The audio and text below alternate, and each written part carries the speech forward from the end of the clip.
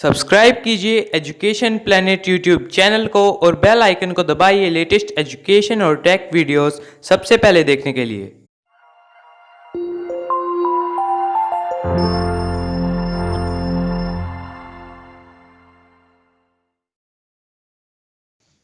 प्रिय विद्यार्थियों, education planet Nohar channel पर आपका स्वागत है।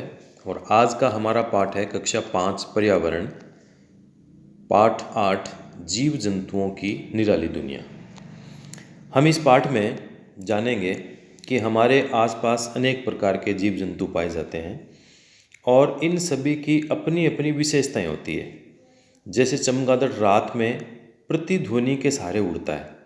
मक्खी की आंखें सभी दिशाओं में देख पाती है, इसलिए हम उनको पकड़ नहीं पाते हैं। चींटियां चलते समय एक पदार्थ छोड़ती है जिससे पीछे आने वाली चींटी रास्ता पहचान लेती है और चींटियां एक कतार में चलती हुई हमें दिखाई देती है। किसी अनजान व्यक्ति को देखकर कुत्ता भौंकने लगता है। देखने व कार्य करने की क्षमता अलग अलग जीवों में अलग अलग प्रकार की होती है। जैसे चींटियों को काम करने के आधार पर रानी चींटी, श्रमिक चींटी, सैनिक चींटी कहा जाता है। और हमारा ये दायित्व बनता है कि ये जीव जंतुओं के लिए हमें भोजन की व्यवस्था करनी चाहिए। उनको हमें सताना नहीं चाहिए, परेशान नहीं करना चाहिए, उनका हमें ध्यान रखना चाहिए। चलिए पाठ को अब इसमें पाठ्य पुस्तक के अनुसार इसको प्रारंभ करते हैं। हमारे आसपास कई प्रकार के जीव जंतु पाए जाते हैं। इन जीव जंतुओं की अपनी अपनी विशेषता है। ये अपना भोजन अलग अलग तरीक़ों से ग्रहण करते हैं, वे अपनी सुरक्षा करते हैं। ये जीव जंतु अलग अलग तरीक़ों से पता लगाते हैं कि भोजन कहाँ है और फिर अपने भोजन तक पहुँच जाते हैं। एक दिन गुड़िया, मुनिया व राजू अंधेरे में लुक्का छिपी का खेल खेल रहे थे। उनके एक साथी का 2 रुपये का सिक्का गिर गया। उसे सभी मिलकर ढूंढने लगे, लेकिन अंधेरा होने के कारण दिखाई नहीं दे रहा था। अचानक एक चमगादड़ को तेजी से उड़ते देखकर राजू बोला, देखो, चमगादड़ तो आराम से अंधेरे में उड़ रहा है और हम अपने सिक्के को अंधेरे में देख नहीं पाते। तो मुनिया ने बताया कि मैंने कल पुस्तकालय में एक किताब पढ़ी थी। उसमें लिखा था कि चमगादड़ रात में उड़ते समय उच्च तारकत्व वाली आवाज़ निकालता है जो सामने वाली किसी वस्तु से टकराकर वापस आ जाती है। इस प्रतिध्वनि को सुनकर वह अंधेरे में आसानी से उड़ सकता है। वो पहचान लेता है कि आगे कोई वस्तु आई है, ताकि वो उसे टकराता नहीं है। और एक दिन मुनिया अपने भाई राजू के साथ पड़ोस में जा रही थी। मुनिया का पैर चलते चलते एक पत्थर से टकरा गया। उसे चोट लगी। वह घबरा गई, फिर भी अपने भाई के साथ वह चलती रही।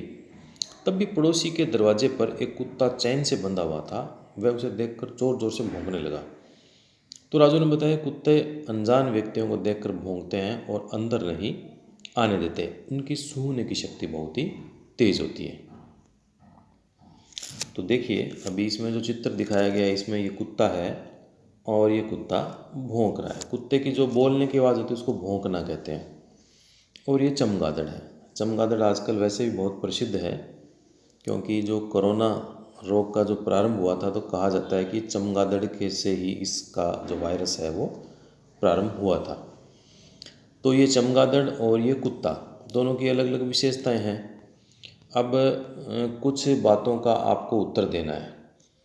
जैसे, आप किन किन चीज़ों को सूंघ कर पहचान सकते हो?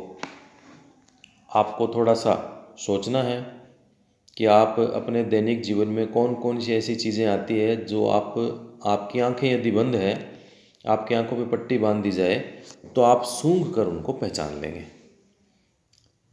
तो जिन वस्तुओं को आप सूंघ कर पहचान सकते हो वो ऐसी वस्तुएं होगी जिनमें खुशबू आती है। जैसे हींग, कपूर, फूल हो सकता है, फल, खाने की वस्तु। अब अगर हलवा बना है तो आपको उसकी खुशबू आ जाएगी। आप ये बता दो कि हलवा आटे का बना है या हलवा दाल का बना है। ऐसे ही हींग की खुशबू आ जाती है, कपूर की आ जाती है। फूल से खुशबू की सूंघ कर आप बता सकते हैं कि ये फूल गुलाब का है या चमेली का है। तो हींग, कपूर, फूल या खाने की वस्तुएं, इनको हम सूंघ कर पहचान सकते हैं। अगला है, सघन खोजी अभियानों में प्रशिक्षित कुत्तों का उपयोग क्यों किया जाता है? देखिए, कुत्तों में सूंघने की शक्ति मनुष्यों से बहुत ज़्यादा तेज होती है। कुत्ता बहुत दूर की कोई अगर खुशबू है, दुर्गंध है, तो उस गंध को वो सूंघ लेता है। तो सघन खोजी अभियानों में प्रशिक्षित कुत्तों का उपयोग किया जाता है क्योंकि कुत्तों के सूंघने की क्षमता अधिक होती है। चमगादड़ की तरह और कौन से जानवर जो रात में देख सकते हैं? तो चमगादड़ की तरह उल्लू है जो रात में देख सकता है। चलिए पाठ को आगे बढ़ाते हैं। अब आपको क्या करना है, विद्यालय में पोषाहार योजना के अंतर्गत, जो राजकीय विद्यालय है वहाँ पे पोषाहार बनता है, भोजन वहीं बनता है। तो विद्यालय में पोषाहार योजना के अंतर्गत आए फल आप कक्षा में लेके आएँ। संभव हो तो सभी तरह के जो फल हैं वो अलग अलग लेकर आएँ और अब 2 बच्चों की आंखों पर पट्टी बांधकर उन्हें फल सूंघने दें। उन्हें गंध के आधार पर फल पहचानने के लिए कहें।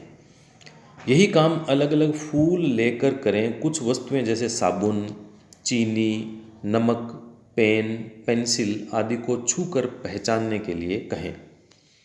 कुछ वस्तुओं जैसे फल, सब्जी आदि को चख कर पहचानने को दें। अब देखिए, आप किन किन वस्तुओं को छूकर पहचान पाएंगे? सोचिए और बताइए किन किन वस्तुओं को आप छू कर पहचान सकते हैं।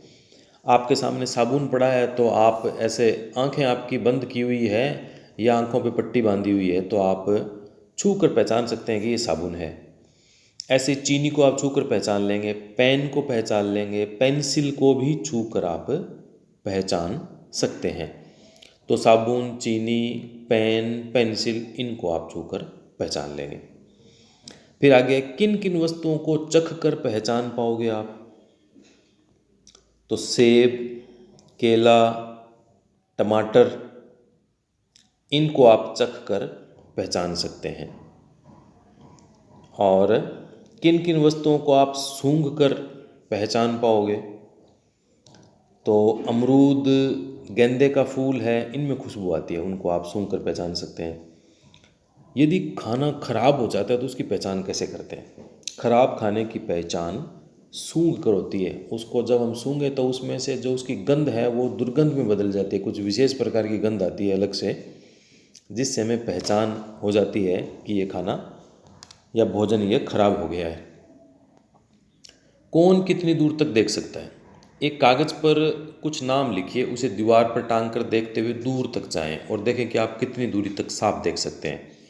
मक्खी, मच्छर की आंखें विशेष प्रकार से बनी होती है। ये हिलती हुई चीज़ों को देखकर तुरंत उड़ जाते हैं। इनकी आंखें मानव व जंतुओं की आंखों से भिन्न होती है। हमें पीछे की ओर देखने के लिए पीछे मुड़ना पड़ता है, लेकिन मक्खी की आंख कुछ इस प्रकार की होती है कि वे सभी दिशाओं में देख पाती है, इसलिए हम उनको पकड़ नहीं पाते। वो तुरंत ही चारों ओर से उसको दिखाई देता रहता है। अब देखिए, विभिन्न उड़ने वाले जंतु। ये मक्खी है, ये मच्छर है और ये तितली है। ये उड़ने वाले जंतु, और देखिए कितने, थोड़ा और इसको बड़ा करते हैं, एकदम साफ चित्र ये दिखाई दे रहा है। ये मक्खी का चित्र है और ये मच्छर का चित्र है। आजकल अभी जो मौसम चल रहा है इसमें डेंगू रोग फैला हुआ है, मच्छरों के कारण से होता है। तो मच्छरों से आपको बचना चाहिए, मच्छर आपको नहीं काटे, ऐसा आपको ध्यान रखना चाहिए। और ये तितली है, देखिए कितनी रंग बिरंगी है। और तितली अपनी सुंदरता के लिए ये प्रसिद्ध है। फूलों से रस का ये सेवन करके अपना जीवन यापन करती है। तो ये विभिन्न उड़ने वाले जंतु है। अब राजू के घर के सामने से तेज़ आवाज़ में गाने बजाते हुए बैंड बाजे वाले निकल रहे थे। आपने देखा जब किसी की शादी होती है तो बैंड बाजे वाले तेज़ आवाज़ में बजाते हुए निकलते हैं। यह देखकर राजू ने अपने कानों में अंगुली लगा ली क्योंकि आवाज़ बहुत तेज़ थी। तो मुन्ने ने पूछा, क्या हुआ? राजू ने कहा, बहुत शोर हो रहा है। तो मुन्ने ने पूछा, ये शोर क्या होता है? तो राजू ने कहा, जब हमारी सुनने की क्षमता से तेज ध्वनि हमें सुनाई दे तो वह आवाज़ शोर कहलाती है। एक प्रश्न इम्पोर्टेंट है, शोर किसे कहते हैं? इसका उत्तर आपको यहाँ मिल गया है, याद इसको आपको रखना है। जब हमारी सुनने की क्षमता से तेज ध्वनि हमें सुनाई दे तो वह आवाज़ शोर कहलाती है। अब मान लीजिए कहीं पे कोई संगीत बज रहा है, कोई गाना चल रहा है, वो धीरे आवाज़ उसकी है तो आपको अच्छा लगेगा, उसको शोर नहीं कहेंगे। लेकिन वह बहुत तेज़ आवाज़ में उसको बजाया जा रहा है तो वो आपको अच्छा नहीं लगेगा। फिर अपने आप कान पे आप अंगुली रख के बंद करोगे तो वो तेज़ आवाज़ में बजने वाला जो संगीत है वो उस समय शोर कहलाएगा। वो धीरे आवाज़ में बज रहा है तो शोर नहीं कहलाएगा। तो शोर किसे कहेंगे? जब हमारी सुनने की क्षमता से तेज़ ध्वनि में सुनाई दे तो वह आवाज़ शोर कहलाएगी। अब आप बताइए, आपने शोर होते हुए आपने कहाँ कहाँ सुना है जहाँ शोर होता रहता है?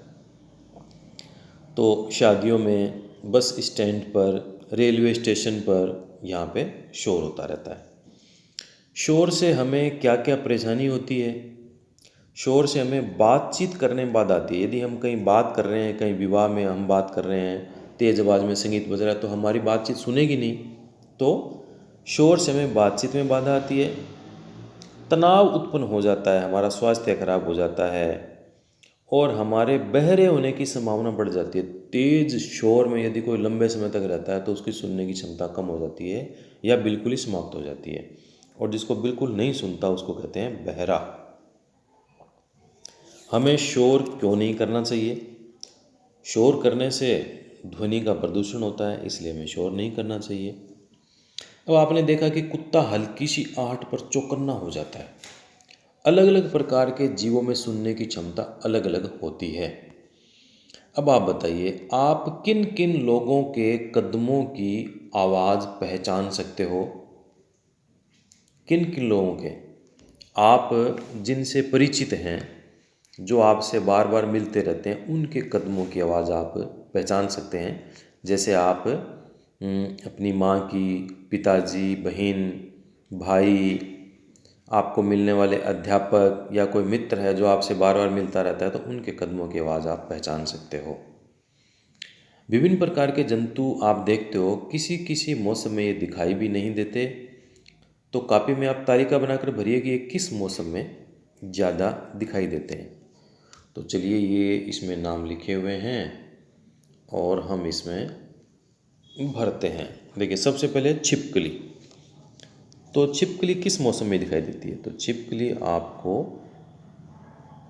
गर्मी के मौसम में दिखाई देगी। सर्दी में आपको छिपकली बहुत कम दिखाई देगी या ना के बराबर, लेकिन गर्मियों में आपको खूब छिपकलियाँ दिखाई देगी। तो छिपकली गर्मी के मौसम में। सांप भी गर्मी के मौसम में दिखाई देते हैं। उसके बाद में है मेंढक। तो मेंढक, जो वर्षा ऋतु आती है, बारिश का समय होता है, तो वर्षा के समय में या बारिश के समय में मेंढक हमें दिखाई देता है। तो ये हो गया है छिपकली, सांप, मेंढक कब दिखाई देते हैं। इसके बाद में आगे चलते हैं। मेंढक बारिश में अधिक क्यों दिखते हैं?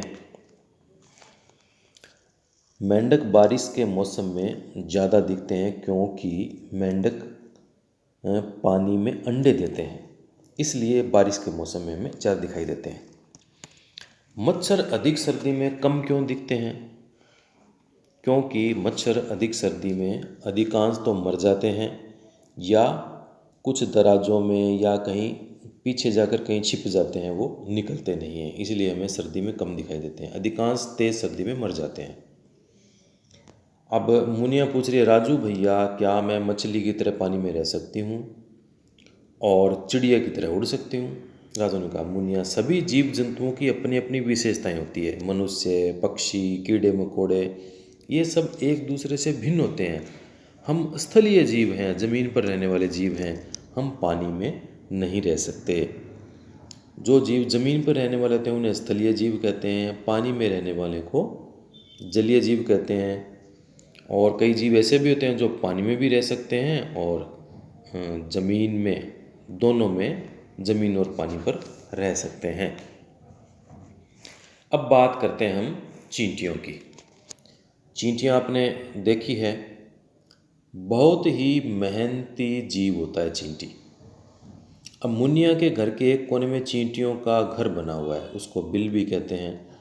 चींटियाँ उसमें लाइन से प्रवेश कर रही थी, एकदम अनुशासन से लाइन से प्रवेश कर रही थी। ऐसे ही बगीचे में गमले के नीचे बहुत सारी चींटियाँ चलती हुई दिखाई दे रही थी। वहाँ थोड़ी नम ज़मीन थी, गीली ज़मीन थी। जब गमले को हटाया गया तो चींटियाँ अपने अपने अंडों को लेकर जाने लगी। सफ़ेद सफ़ेद छोटे छोटे अंडे दिखाई देते हैं। तो मुनिया की माँ ने बताया कि चींटियाँ चलते समय एक पदार्थ छोड़ती है जिससे पीछे पीछे आने वाली चींटियाँ रास्ता पहचान पाती है, और जब चींटी काटती है तब ये उस विषैले पदार्थ को हमारे शरीर में छोड़ देती है, जिससे हमें दर्द होता है या हमें जलन होती है।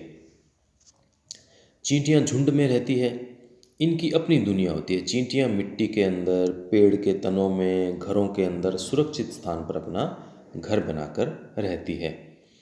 अब आप बताइए, चींटियाँ एक लाइन में क्यों चलती है? हमने इसकी अभी अभी बात की है।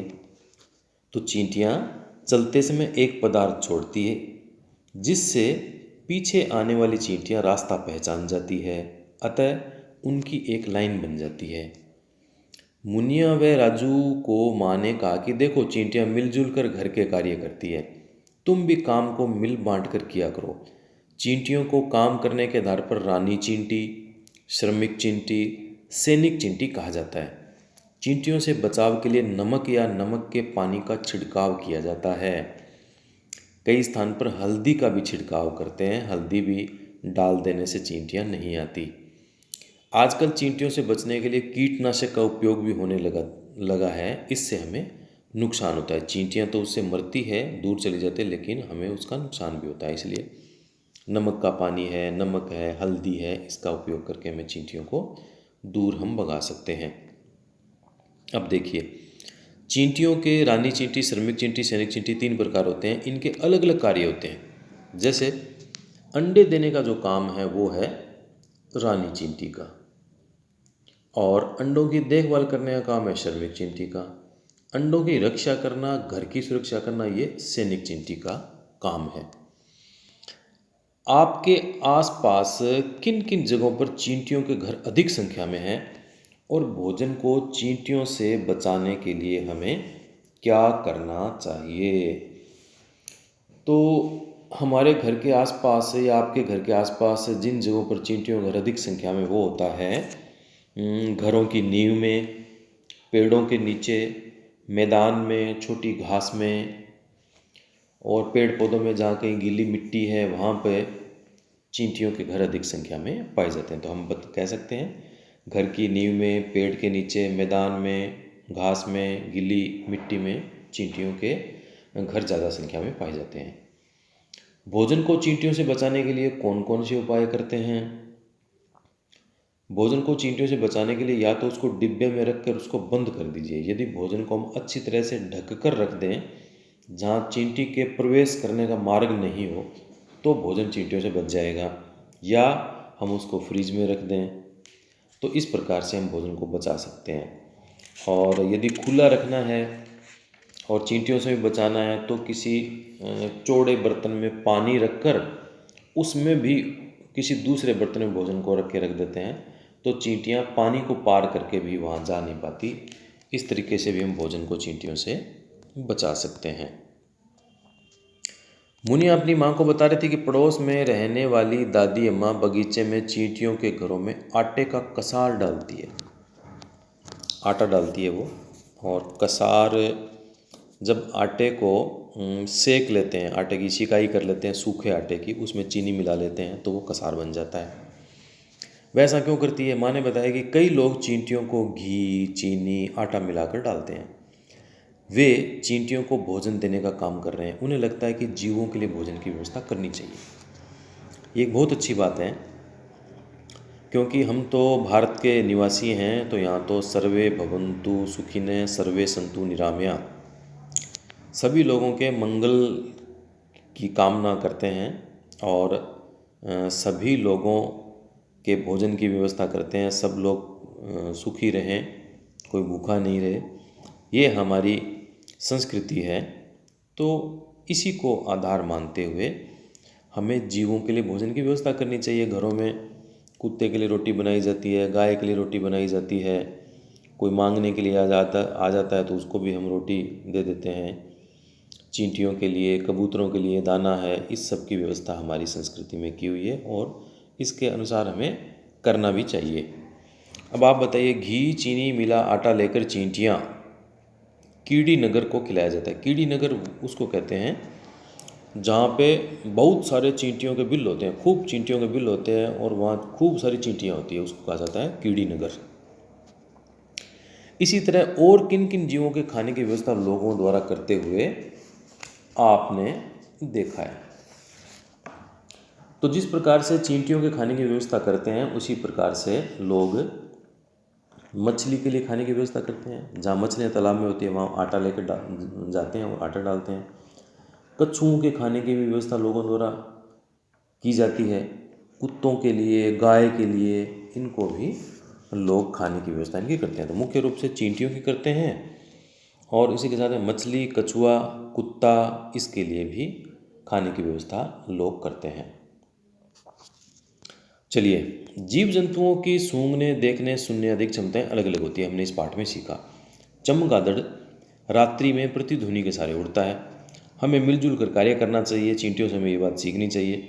हमें जीव जंतुओं के लिए भोजन की व्यवस्था भी करनी चाहिए। अब देखिए, कॉपी में तालिका बनाकर आपको निम्नलिखित जंतुओं की विशेषताओं को आपको लिखना है। जैसे चिड़िया। अब इसमें लिख नहीं पाएंगे, जगह थोड़ी सी इसमें कम है, फिर भी लिखने की कोशिश करेंगे, नहीं तो मौखिक रूप से बोलेंगे, आप उसको ध्यान से सुनिए। चलिए, जंतु का नाम, फिर भोजन प्राप्त करने का तरीका और चलना, तैरना, उड़ना वो किस प्रकार से करता है। शुरुआत करते हैं हम पहले चिड़िया। तो चिड़िए के भोजन करने का तरीका है चोंच से चुगना। तो हम इसमें लिखेंगे चोंच, उसके चोंच होती है, चोंच से वो चुग लेती है। फिर चलना, तैरना, उड़ना क्या है, तो इसका काम होता है उड़ने का, चिड़िया उड़ती है, उड़ना हो गया। मछली, मछली मुंह से निगलती है, तो हमने लिख दिया मुंह, मुंह से निगलना। और क्या करती है ये, तैरती है मछली, तो यहाँ आ जाएगा तैरना। फिर मोर, मोर भी चोंच से चुगने का काम करता है, हम लिख देंगे यहाँ पे चोंच। और क्या करता है मोर, मोर भी उड़ता है, तो यहाँ उड़ना आ जाएगा। छिपकली, छिपकली मुंह से निगलती है, तो छिपकली मुंह से निगलती है, मुंह लिख दिया। और क्या करती है छिपकली, छिपकली चलती है, उड़ती नहीं है, इसका काम होता है चलना।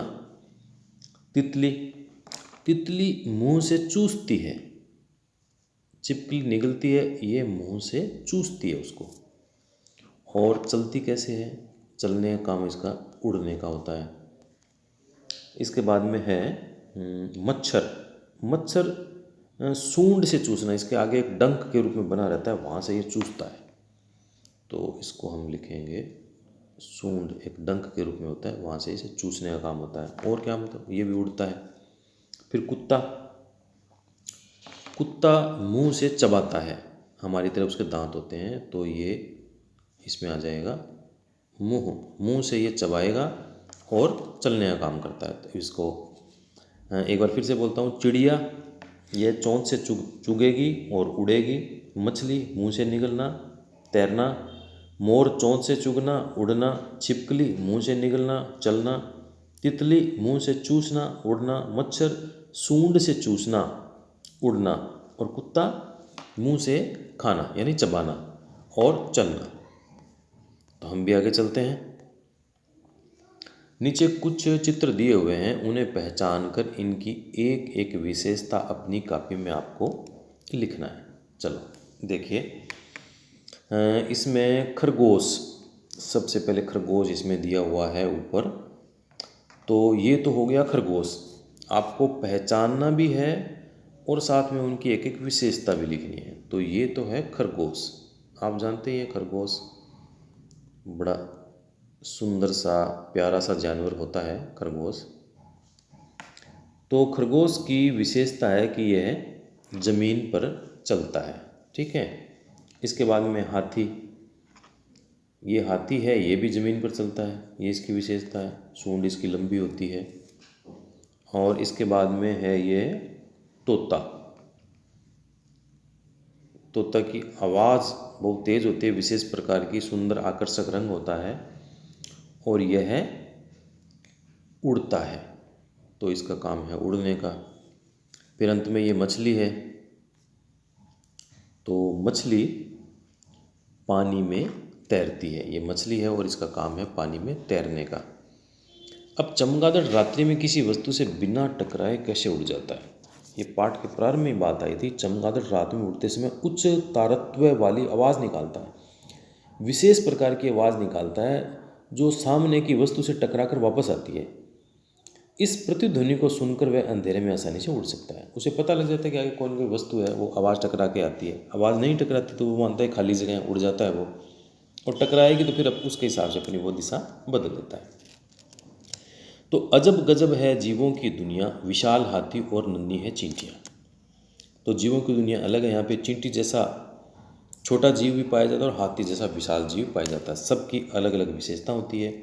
हमें जीव जंतुओं का ध्यान रखना चाहिए, उनके लिए उनको हमें परेशान नहीं करना चाहिए। जहाँ तक संभव हो सकता है हमें उनका लालन पालन करना चाहिए और उनसे सीखना भी चाहिए। जैसे चींटियाँ हैं, कितनी मेहनती होती है। श्रमिक चींटी, सैनिक चींटी, रानी चींटी, सब अपना अलग अलग मिल बांट कर काम करते हैं और हमेशा मेहनत के साथ में लगे रहते हैं। उसी प्रकार से हमें भी खूब मेहनत करनी चाहिए, पढ़ाई करनी चाहिए और हमें अधिक से अधिक अंक हमें प्राप्त करने चाहिए। अच्छी अच्छी आदतें हमें अपने जीवन में ढालनी चाहिए। तो इस पाठ में जो मुख्य मुख्य बातें साथ में आई थी, सबके हमने उत्तर क्लियर किए हैं। और कोई भी बात आपके मन में आती है, आपको कुछ पूछना हो तो कमेंट बॉक्स में आप इसका अपना सवाल लिखिए और इसका उत्तर आपको तुरंत ही मिल जाएगा।